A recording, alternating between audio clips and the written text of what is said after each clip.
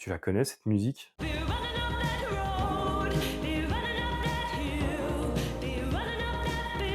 Évidemment, Running Up That Hill de Kate Bush, elle a bien été remise au goût du jour avec la saison 4 de Stranger Things. Mais savais-tu que si cette chanteuse a percé, c'est en partie grâce à quelqu'un d'un peu spécial? Kate Bush, elle a 13 ans quand elle écrit The Man with a Child in His Eyes. À ce moment, elle le sait pas encore, mais c'est un peu grâce à ce titre qu'elle va percer. Bon, on va pas faire durer le suspense plus longtemps. La fameuse personne en question, c'est David Gilmour, le guitariste de Pink Floyd. D'ailleurs, reste jusqu'à la fin, j'ai une petite anecdote à ce propos. Pour la faire court, le frère de Kate, il est pote avec un certain Hopper. Is Jim Hopper. Chief Jim Hopper.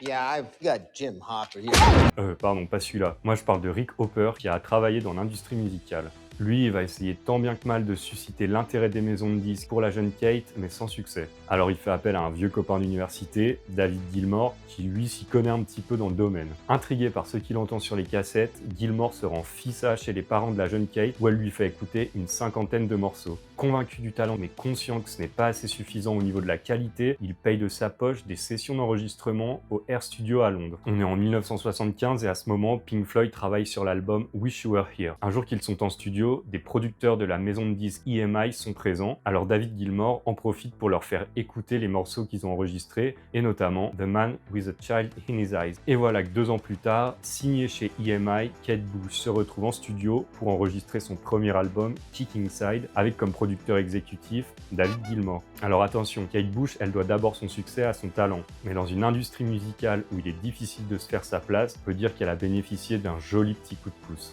Ah oui, et pour l'anecdote, Kate Bush, on peut pas vraiment lui reprocher d'en avoir profité, quand on sait qu'au moment où elle rencontre Gilmour, elle a juste entendu parler de Pink Floyd, mais qu'elle n'a jamais écouté un morceau.